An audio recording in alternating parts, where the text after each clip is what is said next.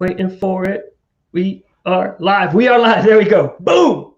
Cool. Welcome to Mike DeBalfo's Artist Celebration with Mike DeBalfo, the one and only. Again. Thank you for joining us again. Yeah, this is great. Yeah. So we're streaming live. We're streaming live on Brian Pulido's personal Facebook page. So we hijacked that because we get more viewers that way. And we're on Coffin Comics TV YouTube channel. So folks, have your questions ready for Mike. This is all about Mike. This is about answering all the questions. But first, before we do that, we're going to show you what we're offering here for the Mike DeBalfo Artist Celebration. So we got some awesome exclusives. We got this Virgin Art Edition, hollow foils, more Virgin Art Editions, more hollow foils. Check it out, Coffin Comics shop.com, the new website we just launched last weekend. Check it out. Cool stuff, but you can get all these Mike's goodies right here. Boom, boom, boom. Not only do we have the exclusives, we also have prints. And my personal favorite here, you can get all these prints, this print set for only $80. You get all these here. You get it all in one big swoop. I know you got a lot of room on your wall, and your wall deserves this art. That's for sure. All right. Anyway, it's all about you, Mike. We're celebrating you. Cool. So we have a bunch of questions for you. So folks, have your questions ready near the end. We're going to ask some questions that you guys post in the comments. So I have those posted right there. But let's go through here. Let me ask you this. Mr. DeBalfo. Yes. Who is Mike DeBalfo? Where did you grow up? I grew up in New Jersey, in northern New Jersey, in a small town called West Milford. I want to correlate it towards something somebody might know, but it was fairly remote, maybe 30, 40 minutes from New York City.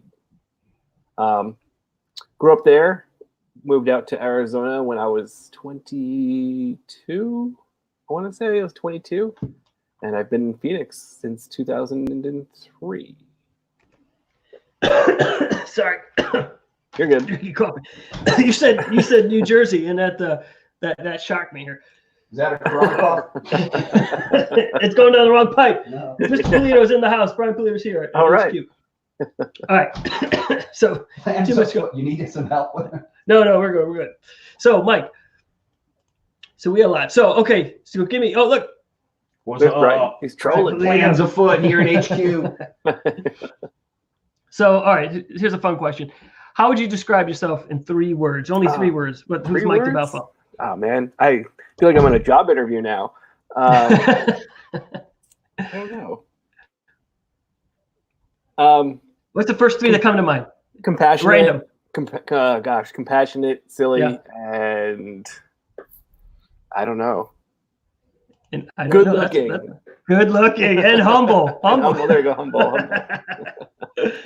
I haven't had to answer that question in a long time. So that's good. That's interesting to see that. Okay. So so you're known for your good girl pinup art. Right. So what's wrong with you? Why do you like to draw sexy ladies? Why don't you like to draw dudes in tights and monsters? Why is it? Why do you think that is? Why do I like? I don't like to draw. Yeah, I don't like to draw wieners. No, it's not. It wasn't really an intentional move on my part. You know, coming of age as an artist in my teenage years and whatnot, my sketchbooks and my school notepads and whatnot, they were full of all kinds of monsters and like burning skulls. And one time in one of my high school art classes, we had to do some kind of a pottery project where we had to make a mug, and everyone in the class is making things like, you know, I got a mug with some flowers on it, and this one's dedicated to my mom, and my mug was a mug, and out of the front of it had this demon bursting out of the front of it, and it was breaking a crucifix in half.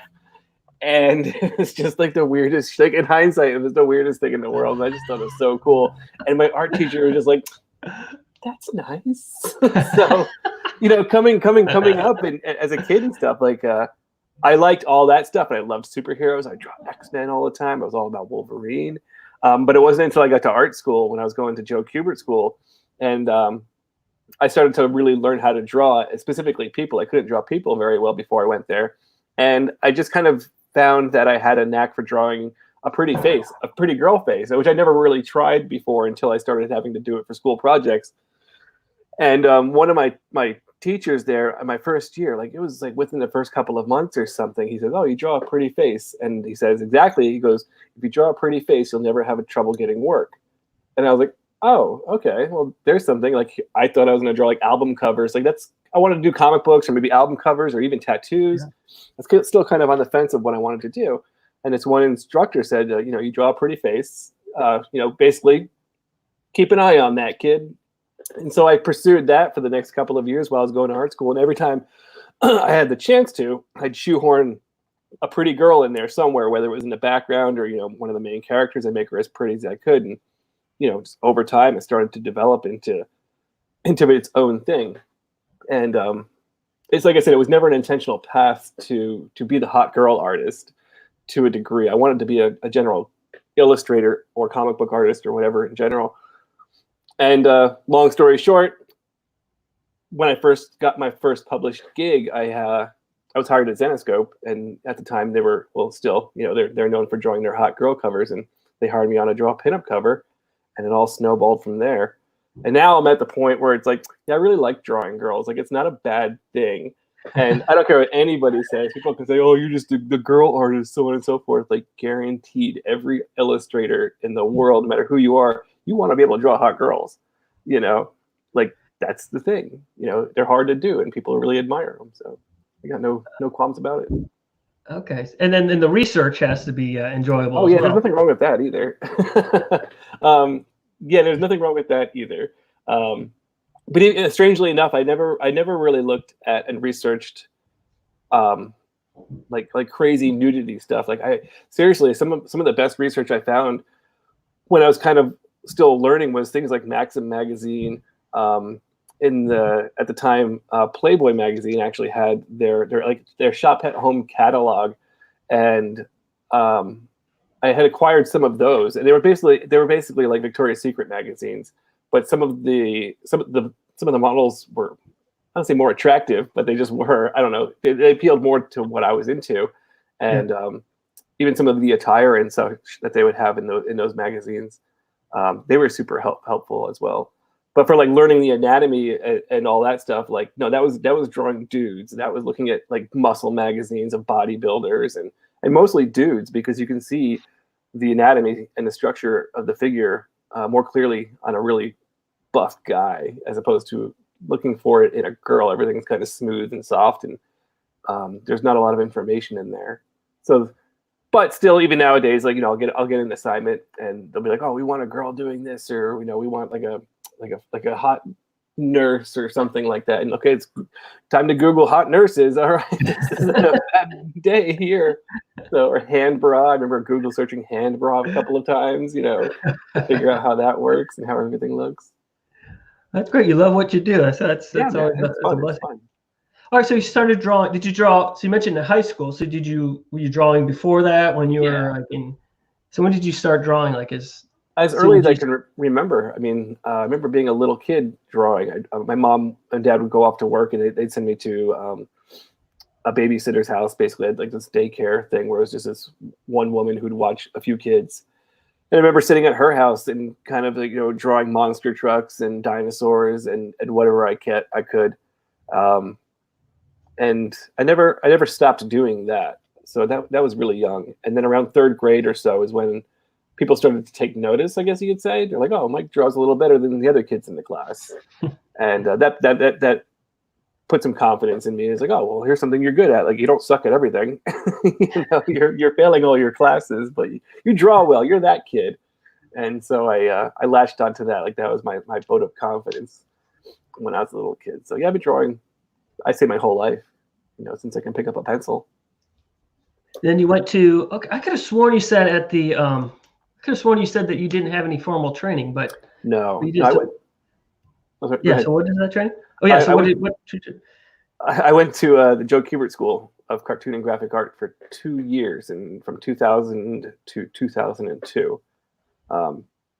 That's, and then, you know, whatever art classes you could take in high school, but Kubert School was really where I learned the stuff. That was, I always say, it was like boot camp for comic books, because man, it was tough. It was a lot of work. There's so many times where I'm like, God, forget this. I don't want to do this. I'll just go join the military instead. It'll be easier. I almost did.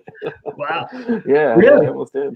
It was that hard where you were Yeah, it was really challenging. It was a lot of work. Like you were drawing day and night. I mean, you'd wake up at 7 o'clock in the morning. I'm sorry, wake up at 6. You had to be to school. I think it was by 7:20 or 8 o'clock.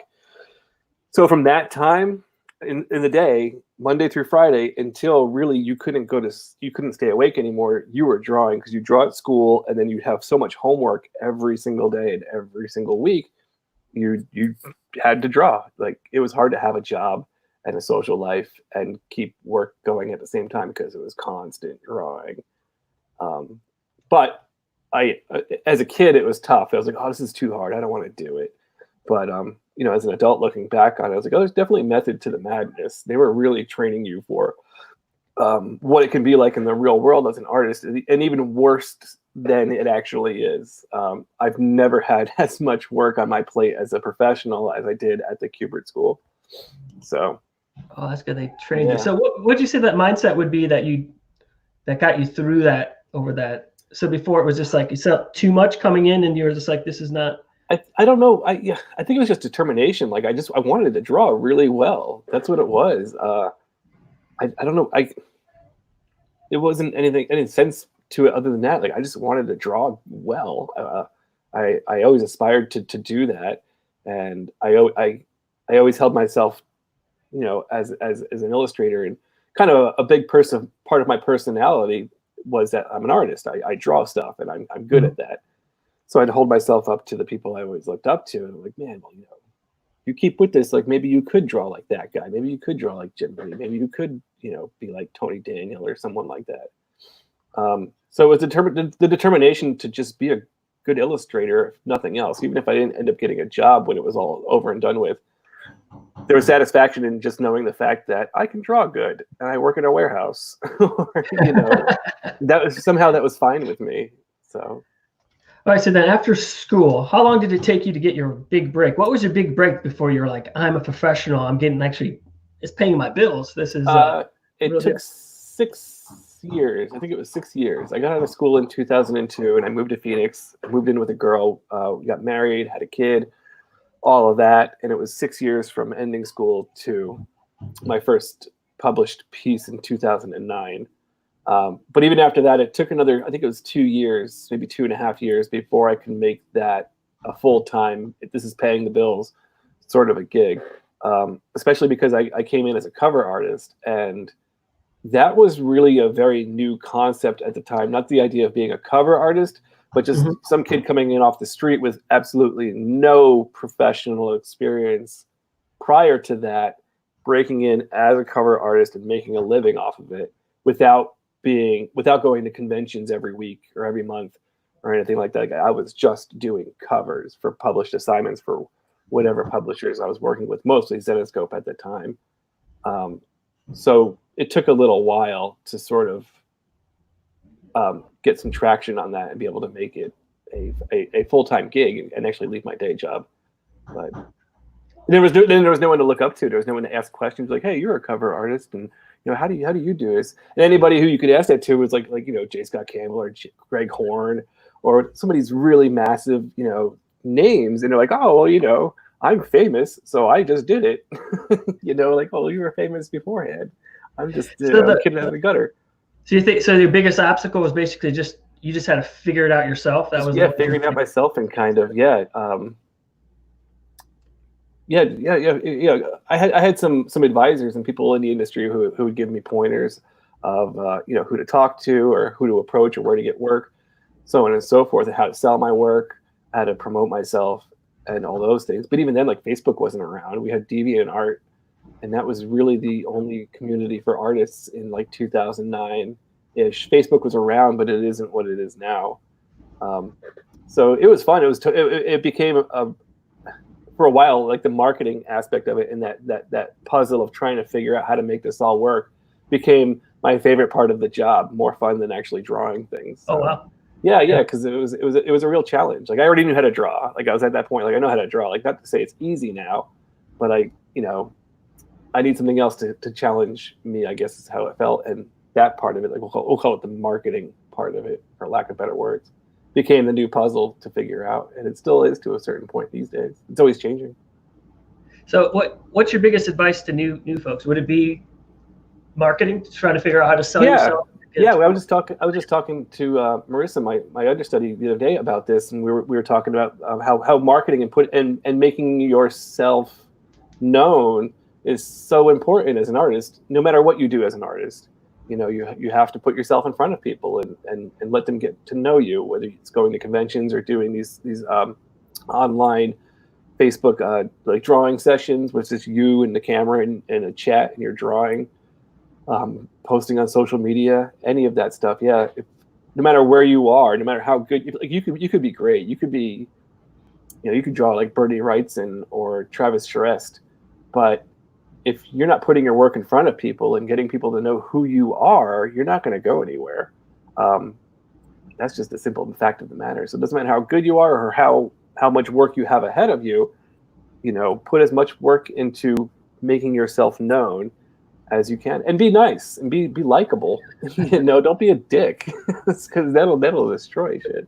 All you gotta do is be nice to people, and you know, be humble and listen to what people say to you. If someone gives you a piece of advice, and they know their shit, listen to them.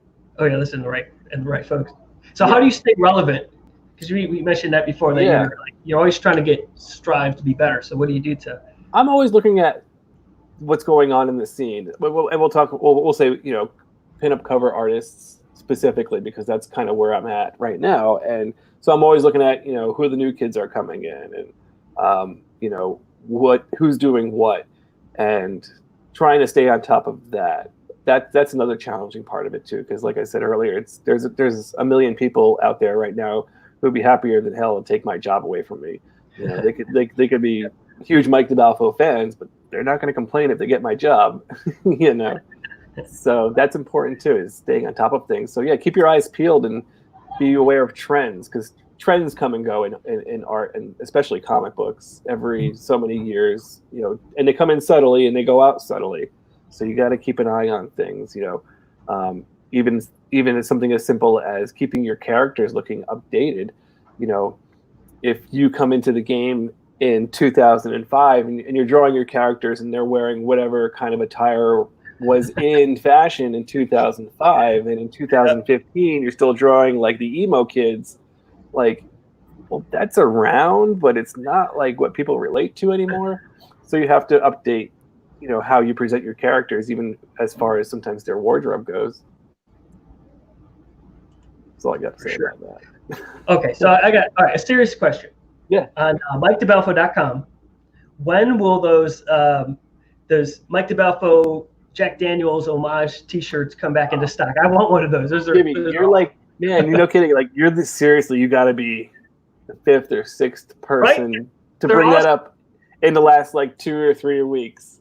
You know, if I get enough like serious requests for them, I'll bring them back, because T-shirts are expensive to make. And that's what's holding me back. I keep them up there just as kind of a reminder, and not to sound cynical about it, but this is how it went. It's like everybody's like, "Oh, we want T-shirts, and I put the design out there. And they're like, "Oh, that's really, really cool, and we like that a lot. Yeah, I'll definitely buy one." You know, I was listening to people on the internet like, "Hey, you should make a print of that," and then you make the print and nobody buys it. It was that case with the shirts, man. And it was like I made a whole bunch of shirts, and guess who showed up to buy them? Nobody. You got to do a limited edition version of it, probably. That's what it was. That's what it ended up being. There was like 20 shirts made, I think, of each style, and you know, 20 people got them, and that was it. But like I said, you got to be the 5th or 6th person in the last couple of weeks to bring that up. So maybe it's time to seriously start considering it again. It's in the zeitgeist, that's for sure. Yeah, you're right. Exactly, it's up there. All right. So how did you discover Lady Death? What's the story? I discovered Lady Death really early on in my comic book collecting career, or life, I guess you can whatever you want to call it. We didn't have a comic book store where I grew up, in the town I grew up in. Me and 3 or 4 of my buddies, we all liked comic books, and we had like between the 3 or 4 of us collectively, we had maybe 7 comic books. Like, you know, we had picked them up from wherever we could. And one day, a deli in our town that we would go and hang out at almost every day just started getting comic books. Like they had a short box in the back of the store, and it was just filled with new issues of comic books, whatever came out that month. I know there was X-Men in there. There was the latest Wizard magazine. I think Jurassic Park had a comic book out at the time.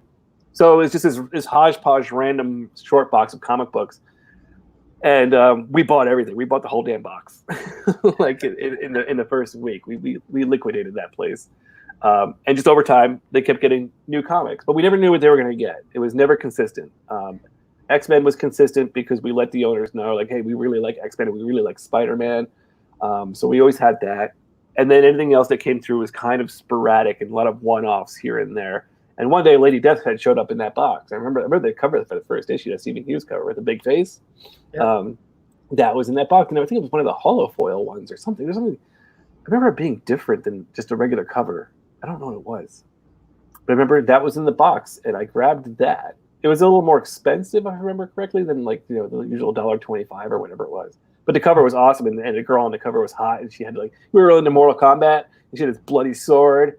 Like, this is awesome. She cuts people's heads off. This is fantastic.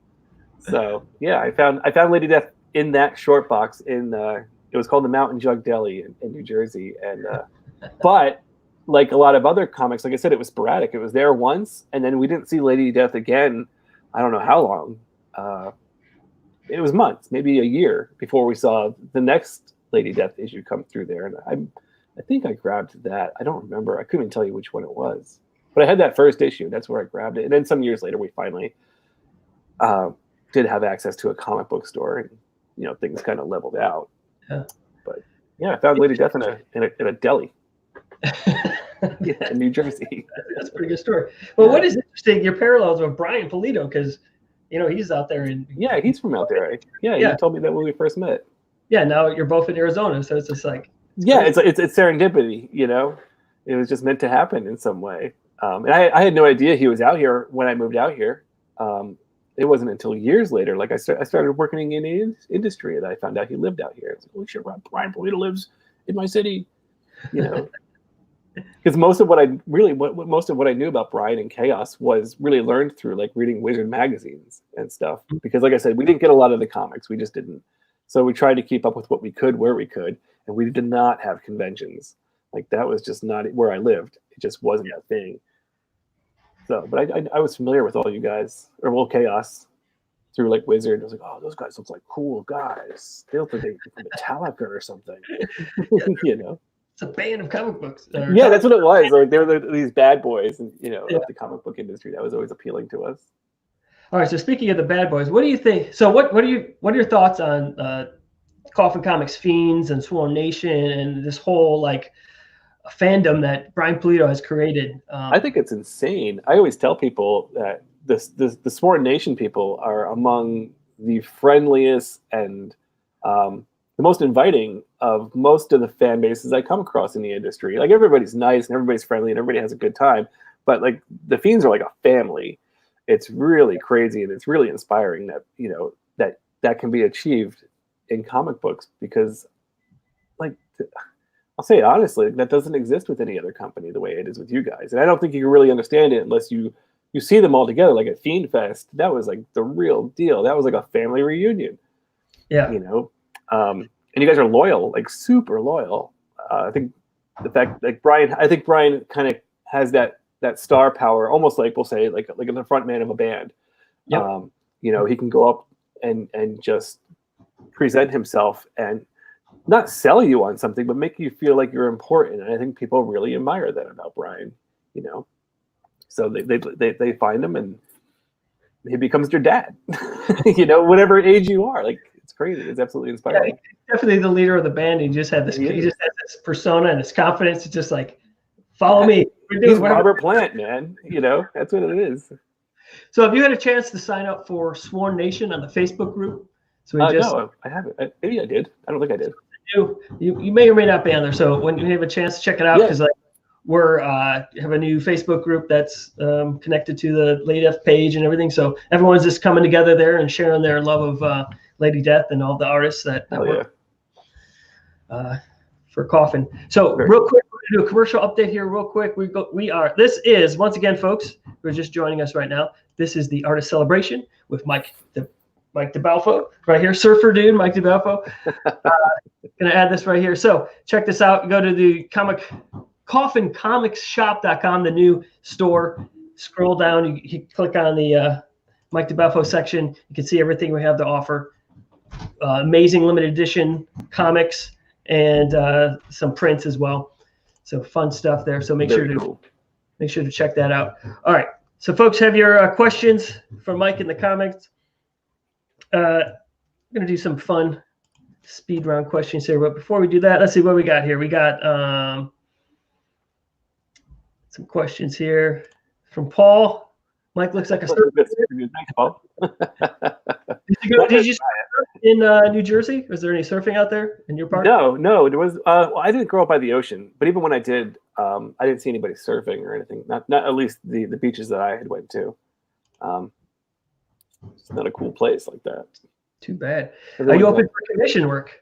Not right now, but hopefully soon. I was talking to a friend of mine recently. I want to tackle a plan maybe this summer to catch up on what I have to, and then take on some new requests, because I get a ton of commission requests, and it's almost more exhausting to turn people away than it is to actually take on the commission and do it. I get a lot of requests, so yeah, I do want to take some on, but I do have to be responsible and catch up on what I owe to people already. So like I said, hopefully. Folks have those long waiting lists, like years long. Do you feel comfortable doing that, putting people on a waiting list for like a long period? Not anymore. I used to. And I don't like doing it anymore because I'm an anxious person. I like if I order something on Amazon, I want it tomorrow. Yeah, I don't want to wait 6 months, 4 years, whatever it is. And some people have been waiting that long for their pieces from me, and I feel really, really bad about it, which is why I need to crack down. Like I said, hopefully this summer I can organize a plan to kind of clear out the queue and take on some new ones and do them by like a monthly basis. Order a piece on like the 1st and have it by the 30th. Like that's what I would like to do. Yeah, it's gonna be hard when you're one-man operation where it's like it is. You have no one to hand it off to. You're just like, no. I gotta find so much you can do in a day. There is. Yeah. So we got here a question from Sheldon, or a comment here. You guys do great work. Promote themselves even when knowing you guys fall apart. Services ends. So I guess this is a comment for when for your advice to folks. Yeah, man. Promoting. Let's see, Victor. Greetings from Monterey, Mexico. Very cool. Very cool. James, you do amazing work, Mike. Yeah, that's right. That gentleman has good taste. We have to aspire ourselves to be Mike DeBalfo level. That's right, Joshua. Keep it up, man. I don't know if you video games at all. Let's see. What are your feelings on Animal Crossing movie? There's a scene. A movie? They're making a movie of Animal Crossing? Yeah. I haven't played the game, so I don't know what it's about, but it sounds like Frogger. How are you gonna make a movie about Frogger? Yeah. Boom. What's this comment here? I went to college, art, graduated, living. Pay attention more when it comes to females than males when it comes to art. Do you find that true? More. Let me see. One of these college. So they pay attention to women over males when it comes to artwork. I don't think everybody does, especially men. I think most of the time I see girls who become artists focusing more on drawing girls, maybe because they're more comfortable with it. And I think that most dudes who learn how to draw focus on guys because we want to be the guys that we draw. We want to be that badass. We want to be Batman or, whoever else. I don't think that most men prefer to focus on girls and there's any number of reasons they might not. But I guess I'll say, I'll go on the record as saying like every guy who draws wants to draw girls well. And, whether you want to suppress that thought or not, like not to say you want to draw naked chicks topless, and all this fantasy fetish stuff or anything like that. But, Yeah. I remember there's a comment comes to mind. It's like listening to Howard Stern before, and he was mentioning that, I forget what context it was, but basically it's the human face that people pay attention to. Yeah. So you can draw all his landscapes and all that, but then in advertising, it's like the human face. So going back to what your teacher said, if you can draw a good-looking woman's face, then that's definitely going to capture someone's attention. That's key. Yeah. If you could draw a good-looking girl face on like a mediocre girl figure, it's money in the bag. So okay, so that's another pro tip. Just focus on that face. Don't Yeah, just draw floating faces. That's all you gotta do. Draw girl faces on your dudes. Draw girl faces on your props in the background. It's all good. Just get that face down. All right, what's your favorite comic book character? What's your all-time favorite? Man. My favorite comic book character is Rogue from the X-Men. But I'd say she's my favorite character in like the universes, so to speak. Mm-hmm. We'll say like favorite comic book character. Like I really like Magneto. And as I get older, it's sad because I start to relate to him more. I'm like, oh man, everything Magneto says is right. And I don't know if that's good or not. I don't think it is. He's never wrong. These guys are assholes. Let's kill them. We're the future. But I really like Magneto and Spider-Man. I love Spider-Man too. Oh yeah, I gotta love Spider-Man. All right, who do you like better, Batman or Superman? Who would you? Batman. All right, that's right. Okay, correct answer. Yeah, right, exactly. So, Batman's just more relatable. Anyway. Oh yeah, and he's darker and he's cool, man. He's badass. So, any good con stories? Any good convention stories you want to share? Oh man, let me think. There is some. I don't know what I can tell and what I can't tell. I'll go on the record. Okay. I'll tell a story about something that happened, but I won't say names and I won't say companies or anything like that. So, one year I was at San Diego Comic-Con, and I showed up like midway through the show on Wednesday. It was preview night, and I showed up a little bit late. I think there was maybe an hour or two left of the show, and I remember for whatever reason, like I was like leading up to the show the whole day. I was kind of running around, putting everything together, trying to get my act together so I can get on the plane. And I didn't eat all day, so I get to the show and I'm hanging out at the booth I'm signing at, and I'm like, oh man, I'm really hungry. I can't wait until this show is over because I just want to go across the street and get a burger. Like that sounds delicious. And my one of my friends comes up to me and he goes, hey man, how's it going? So on and so forth. Are you hungry? Like, can I get you anything to eat? Can I get you a drink? Whatever you need. I'm here for you. I'm like, oh yeah, man, I'm really hungry actually. If you could find me just a snack to hold me over, that'd be fantastic. So he goes, oh, I got something for you. So and so over here brought a chocolate bar, and I'll get you some of that. I'm like, that'd be fantastic. So he comes over, brings a piece of a chocolate bar. It looks like how Hershey bars they have those little rectangle pieces you can break off and eat, and it's like one or two pieces of that. And I'm like, dude, what is this? Like, come on, 2 pieces of chocolate. That's not going to hold me over for the next 2 hours. But he's like, no, trust me, it's good. You'll feel satisfied from it. So I'm like, all right, whatever. And I pop it in my mouth. And as I'm chewing it, I'm like, this tastes like grass. Like, why does this taste like? Oh, you son of a bitch! Like, is this hemp? Is this what do they call it nowadays? Medical marijuana and chocolate. Yeah, this is years ago. This is like I don't remember what year it was. Say 7 years ago. And he starts laughing, and he's like, "Oh man, I got you." I'm like, "You son of a bitch!" Like, no, like I don't smoke weed. I haven't smoked weed in years and years and years and years. So, not to say I was angry just because I'm like, that's a dick move. Like, why would you do that? Yeah, it's fine. He goes, it's fine. Like I had a couple of pieces about an hour ago, and I feel completely fine. Like it's not going to mess you up. You're going to be okay. I'm like, all right, fine. Just that's just kind of a stupid thing to do. Like, don't do that to someone again, okay? So, like, I'm sitting there and I'm drawing and I'm signing, and about 45 minutes to an hour later or so, some editors for another publisher I work with just came up to the booth to say hi. So I'm like, oh, cool. There's these guys. So I stand up, I shake their hands, and we're sitting there talking. We're talking for maybe 15, 20 minutes or so. And like halfway through the conversation, I feel like my mouth is going blah, blah, blah, blah, blah. Like I'm not making any sense when I'm talking, and like the background ambience is just like echoing like I'm at a concert or something going on. And I stop and I think, oh shit, I'm stoned. God. Like, oh my God. And it was the most terrifying experience in the world because I don't handle being high very well. That's why I don't do it. Also, like I was new to the industry, and all my editors for the company I'm working for are at this booth. I'm talking to people I work for in front of me, and I'm trying to cover the fact that I'm high. And that's not easy for me in the first place. So I'm like, all right, I got to get these guys out of here before I get fired from everything ever, So I forget what I did. I just, I exited the conversation. I sat back down, and I'm sitting there like, holy shit, I'm stoned. Holy shit, I'm stoned. And like the whole place is just vibrating. Like, ah!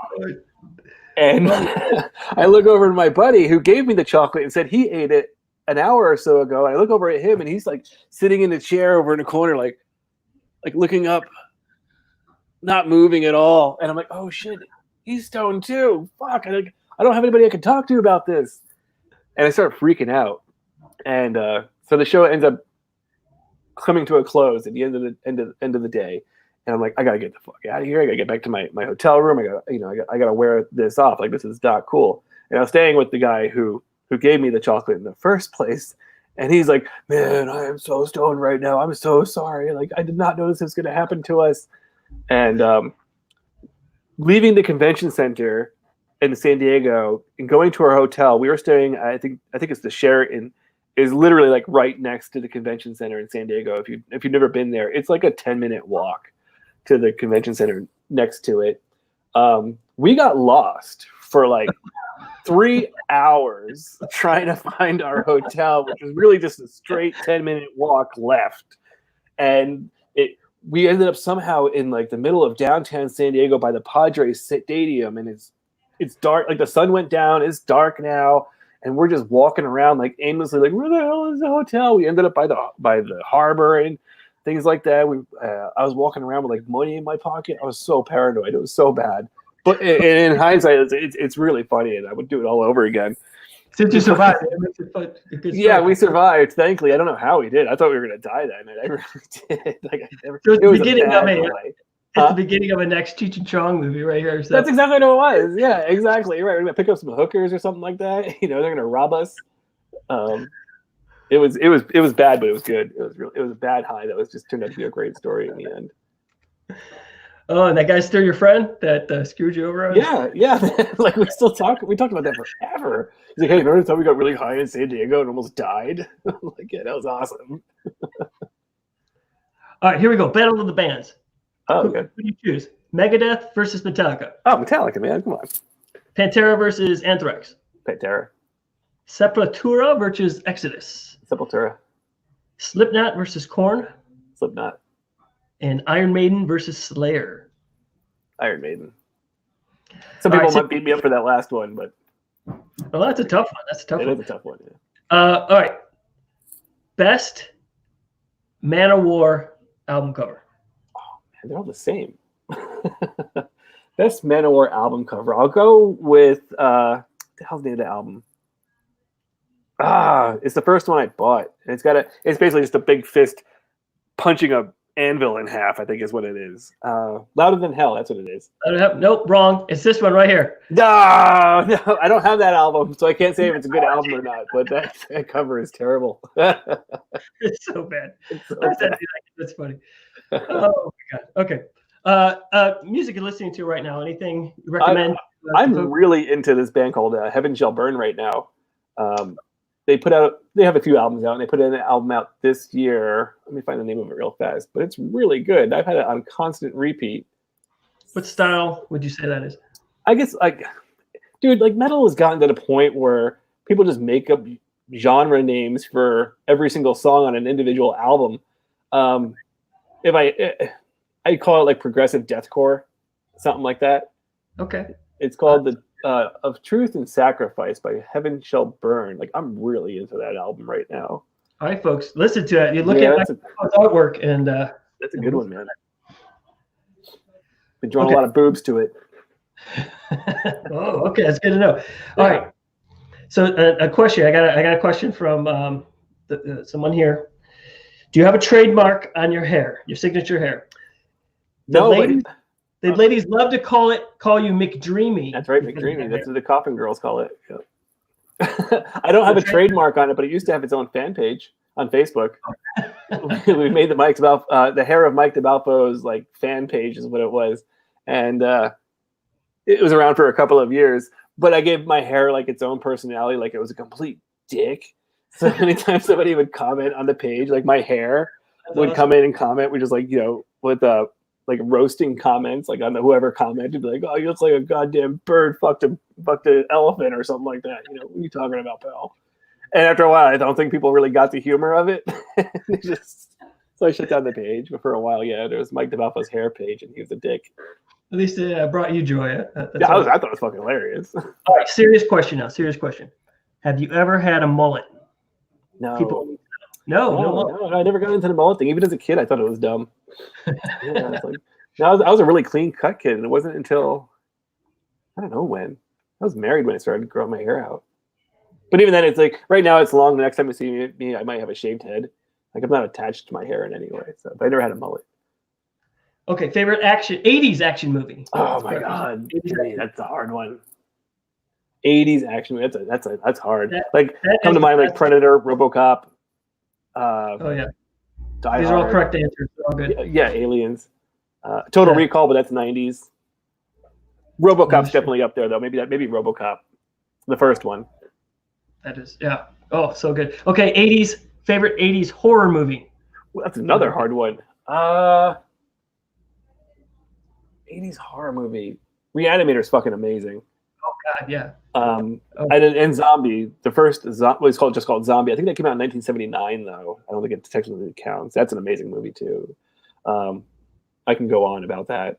We'll just say Reanimator to cut it short. All right, let's see. We got some questions here from folks here. Let's see. Oh, here's one. Can you draw feet? You can draw faces, but I love drawing feet. Like I don't have a weird foot fetish or anything, but yeah, I can draw feet. I actually really enjoy drawing feet. Like I said, there's nothing weird about it. It's a really challenging part of the body to draw, which is why some particular artists probably don't draw them at all. It's like the hands and the feet. Those are the hard ones. Yeah, hands and feet. I'd say feet are even a little bit like a bare foot. Like drawing a bare foot, that's harder than drawing a hand for sure. All right, got a couple more minutes here. Are you dog person or cat person? People need to know. Dog person. Dog person. All right, we got that band. So, what does your day look like as an artist? So, how do you schedule it? What? I'm so erratic. Like none of my days are the same. I would say I wake up early. I usually wake up 6:30 or earlier. And I kind of get my act together, have like 9 cups of coffee just to get, my motivation going. And around 9 o'clock ish, 9 to 12, I'll sit down and start drawing. And then from there, it depends on if my kids are going to school or not. If my kids are going to school, then I'm back and forth to school a few times, but we'll assume that they're not. And so from when I start, we'll say, 9 o'clock to 12 o'clock, I'm drawing from then until. I don't draw as long as I used to. I used to draw until I just couldn't stay awake anymore. I'd be up until 2, 3, 4 in the morning, drawing for 12, 14 hours straight, whatever it was. But now I'm old and lazy, so I'm in bed.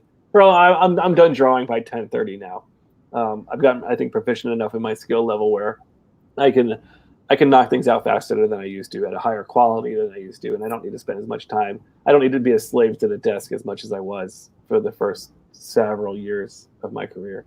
So that's my day in a nutshell, my average day. But then there's also days in between where it is pretty rare that I'll draw 4 days in a row. I'll draw, get a project done, say 2-3 days.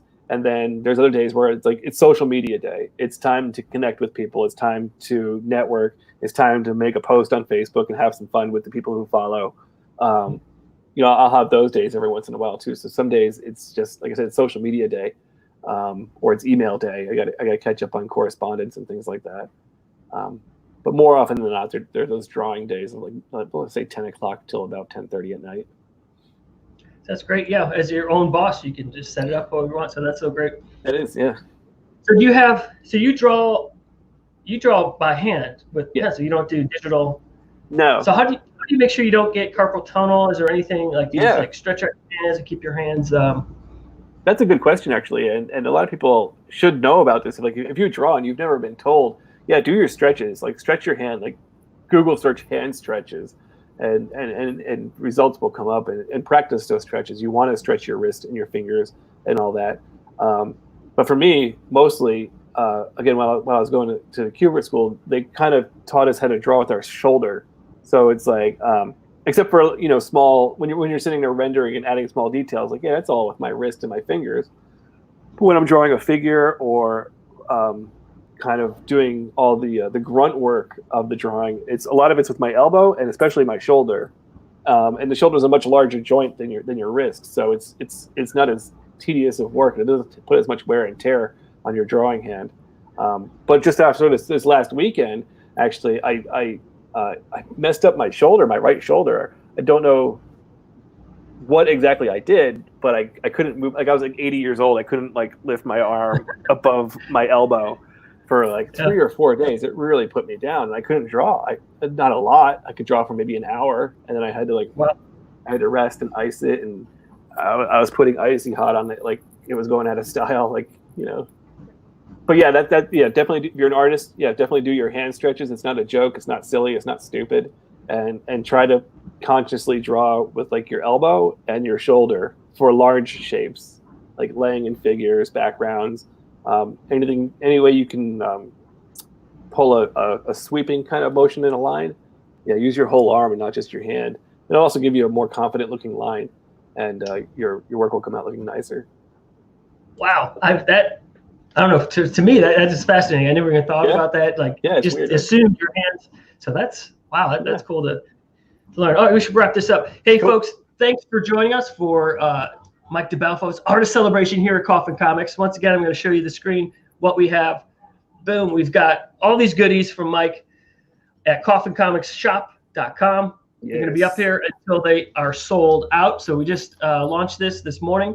So it looks like we're still good with some of these items. We got Virgin editions, we got holofoil editions, we got prints, we've got a little bit of everything for you. And talking about confident styles on this with these drawings, like you draw Lady Death like no one else. It's just you could just tell Mike DeBalfo when you see a Mike DeBalfo Lady Death. So anything you want to end with, Mike? Before we end this podcast? Thanks for having me, guys. Like I said, the Sworn Nation is among the best. So you guys are an absolute pleasure to talk with, hang with, present covers, work for. All of it. You guys rock. Yeah, thank you for taking your time. I know you're super busy. You got all this pleasure, man. work to do. So we really appreciate it, and everyone watching appreciates it. And everyone's going to be watching this in the future. So thanks again, everybody.